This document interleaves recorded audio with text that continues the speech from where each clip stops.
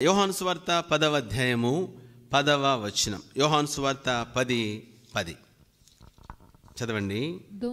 దొంగతనమును హత్యను నాశనమును చేయుటకు వచ్చును గాని మరి దేనికిని రాడు. గొర్రెలకు జీవము కలుగుటకును అది సమృద్ధిగా కలుగుటకును నేను వచ్చితినని మీతో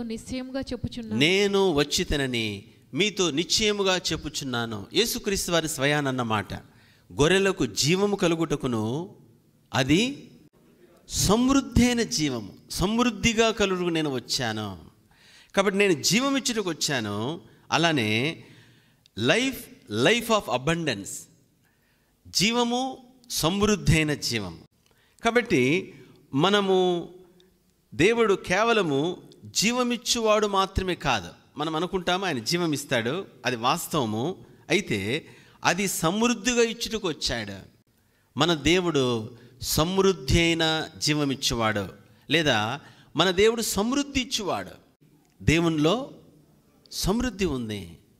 చూడండి, దేవుని దగ్గరికి వచ్చి ఆ విధంగా దేవుని దగ్గరికి వచ్చి ఏమి లేని వారిగా, దరిద్రులుగా, బీదలుగా, అప్పులు పాలైపోయి అబద్ధాలు చెప్పుకుంటూ అందరిని అడుక్కుంటా ఉండడము, అది దేవుని ద్వారా మనము ఏమీ పొందుకోకుండా ఉండడము అనేది అది దేవుని విధానం కాదు.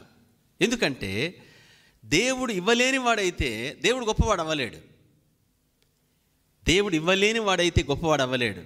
జ్ఞాపకం ఉంచుకోవాలా, దేవునిలో సమృద్ధి ఉంది. కాబట్టి దేవునిలో సమృద్ధి ఉంది. 2వ కొరింథీ పత్రిక 9వ అధ్యాయము 8వ వచనం. 2వ కొరింథీ 9:8 అన్నిటియందు ఎల్లప్పుడును మీలో మీరు సర్వ సమృద్ధి గలవారై, ఇక్కడ రాయబడింది సర్వ సమృద్ధి గలవారై ఉత్తమమైన ప్రతి కార్యము చేయుటకు దేవుడు మీ ఎడల సమస్త విధములైన తన కృపను విస్తరింప చేయగలడు. అది కాబట్టి దేవుడు తన సమస్త కృపను విస్తరింప చేస్తాడు.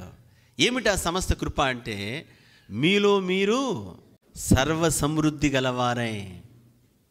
కాబట్టి మనం సమృద్ధిగా జీవించడము అది దేవుని చిత్తం మాత్రమే కాదు, సమృద్ధి అనేది మన దేవునిలో ఉంది.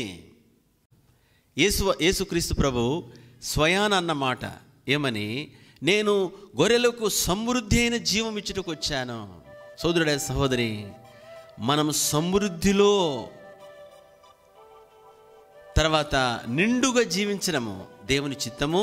అది ఎలా జీవించగలమంటే ఆయనలో అది ఉంది. కాబట్టి ఆయనలో మనం పొందుకోవడమే. మన దేవుడు సర్వ సమృద్ధి గలవాడు, అలానే సర్వ సమృద్ధిని ఇచ్చువాడు.